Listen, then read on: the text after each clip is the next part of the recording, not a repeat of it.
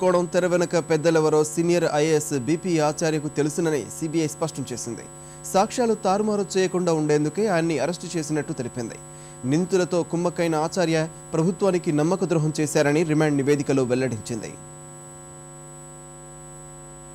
ఏపీఐఏసీ మాజీ vice chairman and managing director BP Acharya అడుగడుగునా Emaar కుంభకోణానికి వత్తాసు పలికారని రిమాండ్ నివేదికలో సిబిఐ అభియోగించింది.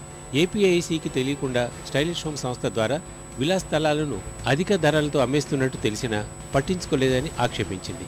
విలాస్ స్థలాల విక్రయాలపై సమాచారం తెలుసుకున్న ఆచార్య ఈఎస్టీపీఎల్, పిహెచ్పిఎల్, సిసిసిపిఎల్ డైరెక్టర్లతో 2005లో సమావేశమైన ఆ మినిట్స్ నమోదు చేయలేదని దర్యాప్తులో తేల్చింది. విల్లా స్థలాలు అమ్మాలన్న ఆలోచన ప్రభుత్వానికి లేనే లేదని, విల్లాలు, అపార్ట్మెంట్ల నిర్మాణం పూర్తయ్యాకే విక్రయించాలని భావించినట్లు రిమాండ్ నివేదికలో సిబిఐ తెలిపింది. 2005 డిసెంబర్ 20న జరిగిన ఓ సమావేశంలో స్టైలిష్ హోమ్ సంస్థ ద్వారా విక్రయాలు జరుగుతున్నట్లు ఆచార్య దృష్టికొచ్చినా ఆ విషయాన్ని ఏపీఐఏసీ బోర్డుకు తెలియజేయలేదని ఆక్షేపించింది.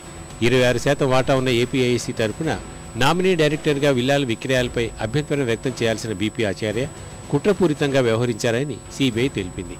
ఎంఆర్ఎంజీఎఫ్ను సహ డెవలపర్గా ప్రతిపాదించిన సమావేశానికి ఆచార్య వెళ్లినప్పటికీ బోర్డుకు మాత్రం చెప్పలేదన్నారు. ఎంఆర్ఎంజీఎఫ్ సెజ్ అభివృద్ధికి అభ్యంతరం లేదంటూ ఆచార్య 2007 మే 28న లేఖ కూడా రాశారని తెలిపింది.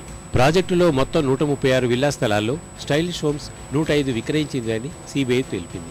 కోనేరు ప్రసాద్ ఆదేశాల మేరకు స్టైలిష్ హోమ్స్ డైరెక్టర్ రంగారావు విల్లాలను అధిక ధరకు అమ్మడం ద్వారా 96 కోట్లు వసూలు చేశారని తేల్చింది. ఈ డబ్బును రంగారావు, కోనేరు ప్రసాద్, సునీల్ రెడ్డికి చేరవేశారని రిమాండ్ నివేదికలో దర్యాప్తు అధికారులు వివరించారు. 6,85,00,000లకు అమ్మిన విల్లాల వివరాలను రికార్డులో నమోదు చేయలేదని సిబిఐ అభియోగించింది.